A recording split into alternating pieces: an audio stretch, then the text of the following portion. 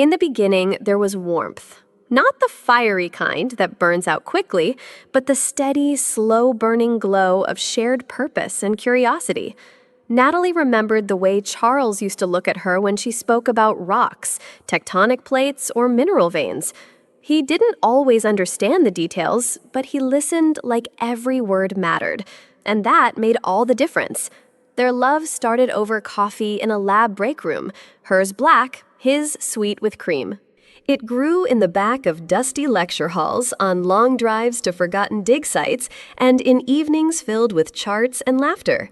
To Natalie, Charles wasn't just a partner, he was the only one who seemed to get it, that obsession with layers of the earth, the thrill of discovering something buried for thousands of years. She used to believe, he may not love rocks, but he loves that I do. Back then, that was enough. They were a team, a unit. Natalie handled the science. Charles handled the world. Together, they dreamed of making something big, something that mattered. But dreams fade, and sometimes so do people. It didn't happen all at once.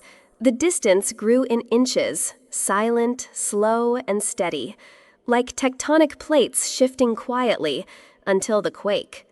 There were no fights, no slammed doors, just quiet dinners where the only thing louder than the fork tapping the plate was the silence between them.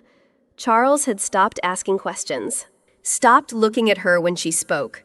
The sparkle in his eyes that once mirrored her excitement, gone. She'd bring home samples charts, fresh core readings. She'd talk about magnetic anomalies, mineral yields, rare earth potential. But he barely nodded. No, that's amazing. No, tell me more. Just a flat, distracted hum. And a look that said, when will you stop talking? Natalie felt it. He wasn't listening anymore. He was waiting for me to be done. At first, she told herself it was work stress, investor pressure, temporary. But deep down, she knew something was cracking beneath the surface. Out of nowhere, Charles suggested a trip.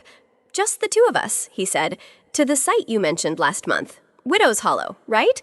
Let's go, like old times. Natalie blinked, surprised. It had been so long since he showed interest in her work. She'd almost forgotten what it felt like to be heard. Her heart fluttered. Maybe this is it. Maybe we're finding our rhythm again. She imagined them hiking together, laughing like before. Maybe it would fix something. Maybe it would fix everything. So when he offered to pack the bags, she didn't question it. When he said, "Let me carry the heavy gear," she smiled, grateful. She brought the charts, he brought the tools. What Natalie didn't know was that he'd already packed her coffin, and it was made of stone. The morning they left, the air smelled like pine and possibility. The trees lining the trailhead glowed gold in early autumn light. Birds fluttered. The sky was endless. It felt peaceful. Too peaceful. Charles was unusually quiet, but not cold, just reserved. He drove with one hand on the wheel, the other drumming the console to a rhythm only he could hear. When they parked near the base of the mountain, Natalie began unloading her small backpack, light, just samples, water, notes. Then she turned and saw his gear, 2 large bags, ropes, climbing gear, tools that didn't quite match the day's plan.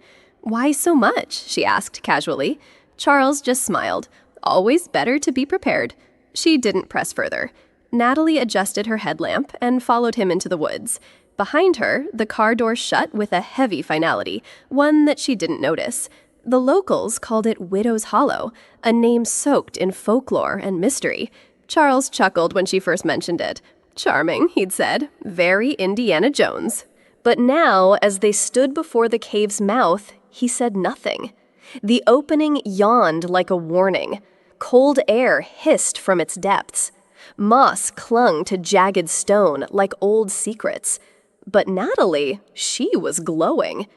"This is it," she whispered, eyes wide. "This is where it begins." She flicked on her headlamp. The beam caught the shimmer of a dark mineral seam slicing through the rock like a black vein. Tantalum, rich, untouched. She crouched and brushed her fingers across the surface, hands trembling. This wasn't just a sample. It was history, money, legacy. It was everything. "I was right," she whispered. "We found it." Behind her, Charles stayed silent. His headlamp shifted slowly, scanning the walls, watching, calculating. Natalie never saw the way his eyes narrowed. She was too busy documenting destiny. She was still crouched, labeling samples, when she heard his boots crunch behind her. "Nat," Charles said softly, "come here. I want to show you something." She turned, still smiling. "What is it?" His face was unreadable, but his voice was warm, deceptively warm. He reached for her, pulled her close. "I love you," he whispered into her ear. "You know that, right?" She froze. Something about the way he held her, too tight, too still. "Charles, what are you doing?" Then came the shift, the sudden, brutal push. She stumbled backward, slammed into the cold wall of the cave. The air whooshed from her lungs. Before she could scream, he was already running. "Charles!" she cried. "What the hell are you doing?" Then, the first crack. Then another. And then the cave roared. A storm of stone, gravel, and dust crashed down at the entrance. Natalie sprinted toward the light, but it was already gone. She slammed her fists against the sealed wall, voice breaking with panic. And from the other side came his voice, muffled, calm, cold. "You always loved your rocks more than me, Natalie. Now you can stay with them forever." And then silence. She ran until her lungs burned, until her knees hit stone, until her voice cracked from screaming his name. "Charles, open the cave, please!" Her fists pounded against the rock again. The jagged edges tore her skin, blood blooming across her knuckles. She didn't care. She screamed, begged, cursed. But all she got back was silence. The kind of silence that wasn't just quiet, it was hollow, dead. She slumped to the ground, chest heaving, hands trembling. Her flashlight flickered on the wet walls like they were breathing, closing in. "This isn't real," she whispered. He wouldn't do this." But he would, and he did. There was no echo, no reply, no way out. Just Natalie Vega, buried alive, with no one to hear her scream. Drip, drip, drip. The sound of water tapping stone became a clock, a cruel, indifferent rhythm. Natalie sat in the cold, legs pulled tight to her chest, flashlight dimming with every passing minute. There was no sunrise in the cave, no shadows to track.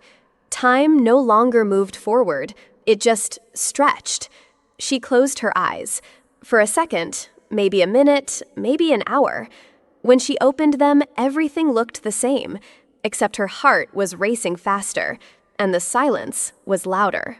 "He planned this," she finally whispered, not in anger, not in shock, just truth. "He packed the gear, he brought the rope, he waited for me to find something big." She remembered the way he hugged her, the way he whispered, "I love you," and the shove. This wasn't panic anymore, this was clarity. He didn't want me gone, he wanted me dead. And worse, he wanted no one to know. She was ready to give in, her body ached, her voice was gone. Her mind was treading water in the deep end of despair. And then, movement, a flicker. Not rock, not dust, not her imagination. She froze. From the shadows at the far end of the tunnel, a figure stepped forward. Tall, broad-shouldered, a thick beard, mud-caked boots, an old lantern in one hand, a hunting knife strapped to his side. "Who are you?" she croaked, her voice barely a whisper. He raised both hands, palms open. "Easy," he said softly. "I'm not here to hurt you." He stepped into the weak beam of her flickering flashlight. "Name's Elias," he added. "Looks like you and I have the same problem." Natalie backed against the wall, heart pounding. "How did you get in here?" His answer was quiet, not dramatic, just real. "There's another way. It's not easy, but it's real." A stranger, in a sealed cave, with nothing but scars and a way out. She didn't trust him, but something in his eyes didn't ask to be trusted. It just asked her not to give up. They walked in silence, Natalie following the steady rhythm of Elias's boots against wet stone. Her mind was spinning, but her feet kept moving, because stopping meant thinking. When they reached a hollowed-out chamber, lit faintly by his lantern, he finally spoke. "I wasn't supposed to be here either." Natalie looked up. "I lost them. My wife, my daughter. Sophie was 9. His voice was flat, not numb, just worn down. We were hiking in the Cascades. A rock slide hit. I was 20 feet too far to stop it." Natalie said nothing, just listened, because grief like that didn't need comfort, it needed space. "I dug for hours with my hands, found my daughter's boot before I found her." The silence that followed was heavier than stone. "I couldn't go back to the world after that," Elias said finally. "So I came here, let the quiet drown everything out." Natalie sat across from him, eyes shining in the firelight. "So why help me?" He didn't blink. "Because once I was too far to save them. This time, I'm not." Elias didn't give a speech. He just unrolled a hand-drawn map smeared with dirt, water-stained, and marked in red ink. "There's an exit," he said, voice low. "It follows an underground river. It's tight, dangerous, cold, but it leads out." He pointed to a narrow line on the paper. "A crawl space, a submerged tunnel, then daylight. We'll need to move fast. You'll be wet, freezing. No room to panic. If you get stuck, call out. Don't stop moving." Natalie studied the map. Not just the lines, but the man holding it. This wasn't blind hope. It was survival born from pain. "Why help me?" she asked again. "You don't even know me." Elias met her eyes. "I don't need to know you. I just know you don't deserve to die down here." And that was it. No handshake, no dramatic pact, just a quiet moment, a shared breath, a look that said, "If we go together." Natalie tightened her boots, zipped her jacket. "I'm not dying in this cave, not without taking him down first." And Elias just nodded. It started with a crawl, a narrow crack in the wall just wide enough for a body.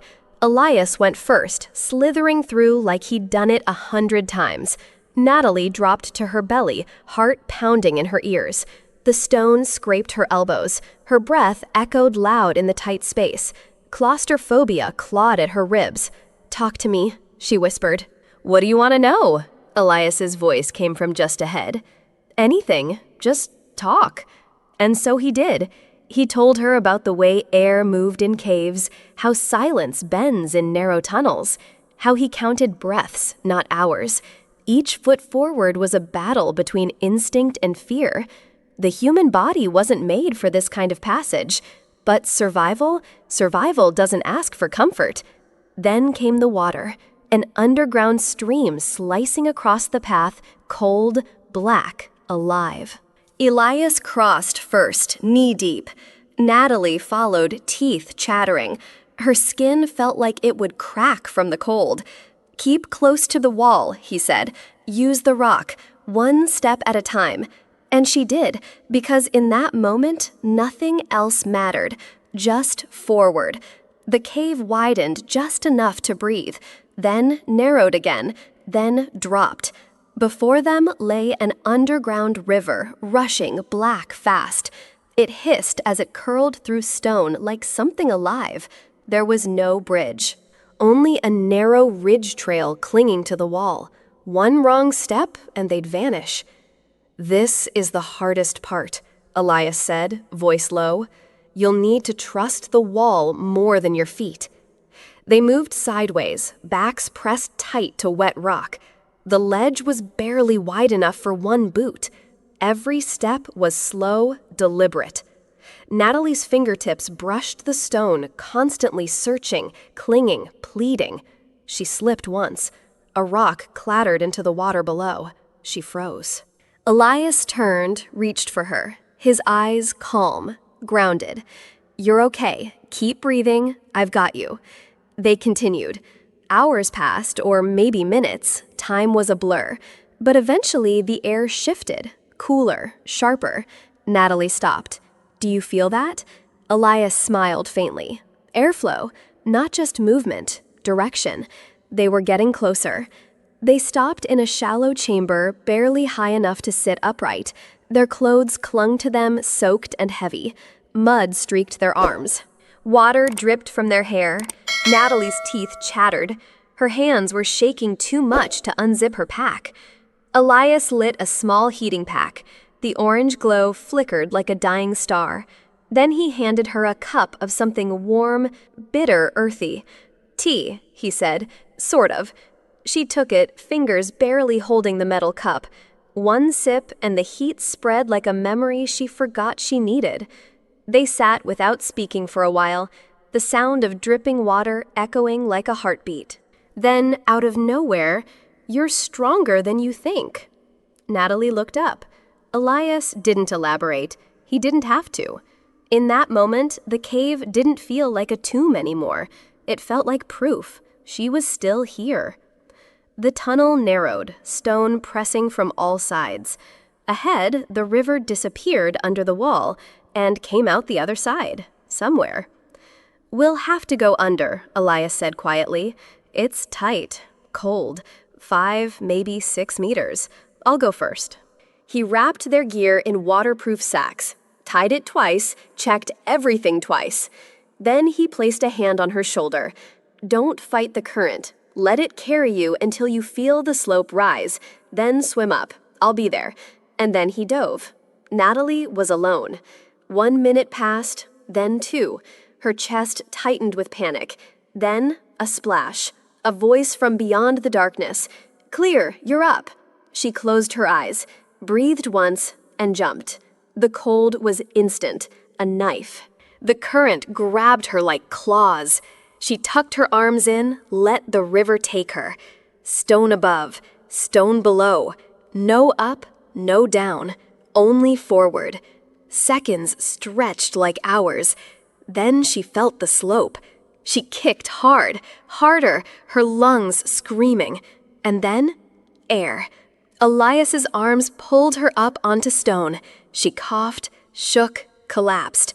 Then she laughed, not out of relief, but because she had done it. She didn't cry because she was scared. She cried because she was still alive. And Charles hadn't won. 3 hours later, they reached the edge of town. Natalie looked like a shadow of the woman they once knew, mud-streaked face, clothes torn, eyes wide with the kind of clarity that only comes from crawling through hell. Elias walked beside her, silent as always. No one noticed at first, until they crossed Main Street, and then the world froze. The waitress outside the diner dropped her coffee pot. A little boy pointed. A man muttered, "That's impossible," because on the diner TV, Charles Vega, dressed in black, was giving an interview. "It was a tragic accident," he said, voice breaking. "I tried everything, but the rocks, there was nothing I could do." And right as those words left his lips, Natalie Vega walked past the window. People gasped. Some stepped back like they'd seen a ghost. But Natalie didn't flinch. She kept walking. She wasn't a ghost. She was a reckoning. The press conference was in full swing. Cameras flashed. Investors leaned in. Charles stood beside a sheriff and a county official, his voice somber, every gesture rehearsed. "She was brilliant," he said, "passionate, a pioneer. I tried everything to save her, but in the end," he paused, eyes glassy, "in the end, the mountain took her." And then the crowd parted. Boots stepped onto the gravel. A shadow moved past the camera lights, and Charles looked up and went pale as ash. "Hello, Charles," Natalie said, her voice calm. Cold. Final. He stumbled back. This isn't real." She stepped closer. "You buried me," she said, "but the truth survived." The detective gave a slight nod. Officers moved in. Cuffs clicked. Charles Vega, you are under arrest for the attempted murder of your wife, Natalie Vega. The cameras kept rolling, and Charles, he didn't fight. He just stood there, looking like he'd seen a ghost. But she wasn't a ghost. She was the truth alive and unstoppable. The courtroom was packed. Reporters lined the back. Natalie sat straight, her hair tied, her face calm, like a scientist ready to present her findings. Elias took the stand. He spoke simply about the cave, the screams, the stone sealed from the outside, about watching Charles walk away like it was just another morning. Then came the samples. The rare metal vein Natalie discovered, mapped, dated, logged under her name, her notes, her GPS tags, all intact. And then her final words: "Science doesn't lie, rocks don't lie, but Charles did." Gasps, cameras clicked. The verdict: guilty. Attempted murder, fraud, conspiracy. Charles was done. His billion-dollar dream seized. The investors pulled out. The contracts were frozen. The headlines screamed, "Buried by greed, husband's plot to kill scientist wife exposed." Natalie walked out of that courthouse not as a victim, but as a name reclaimed. Her name, her work, her future restored. Weeks later, Natalie stood before a polished plaque. The sun hit it just right, catching the engraved name Vega Ridge, discovered by Dr. Natalie Vega. The same ridge Charles tried to bury her under, the same rocks she once held with shaking hands. Now they bore her name. Her colleagues clapped. The director of the Geological Institute offered her a handshake, and the room echoed with respect, not sympathy, not pity, respect. Natalie didn't cry. She just smiled, quietly, powerfully, because this wasn't about revenge anymore. It was about truth. It was about coming back whole. Elias didn't speak much at the ceremony. He stayed near the edge of the crowd, hands in his coat pockets, gaze calm, like he'd already said everything that mattered during the nights in the cave. Later, outside the institute, Natalie found him. She didn't say much either. She just sat beside him on the stone bench. Minutes passed. And then, "You never promised to save me," she said softly. "But you did." Elias gave a quiet shrug. "You never asked me to trust you," she added, "but I do." No grand declarations, no romantic cliches, just two people who survived darkness together and now shared the light. They sat beneath a sky scattered with stars. No cameras, no noise, just the whisper of wind over the hills and the quiet clink of tin cups. Hot tea steamed between them, rising into the cold night. Elias raised his cup. Natalie raised hers. "To truth," he said. She held her cup in both hands, her eyes reflecting the stars. "To never letting anyone bury mine again," she replied. "Not with lies, not with fear, not even with love." The cups touched, and in that sound, metal on metal, soul to soul, a vow was made. Not the kind written on paper, but the kind that echoes inside you long after the fire goes out. Sometimes the people who smile beside you are the very ones tightening the lid on your coffin. But here's the truth. You are not what they tried to bury. You are the seed. Pressure doesn't define you. It transforms you. And if you keep pushing, even in the darkest, coldest cave of betrayal, you will break through. Not just to survive, but to rise stronger, louder, and more unshakable than ever. So never hand your truth to someone else to carry. Not to your partner, not to your past. Own it. Defend it. And when the time comes, rise with it. Because sometimes the deepest betrayals are not the end. They are the beginning of your real story. If Natalie's story moved you even just for a moment, don't let it end here. Hit subscribe, turn on notifications, and join us at Through Her Eyes, where every woman's pain becomes a voice and every fall becomes a rise, because her story might just become your strength.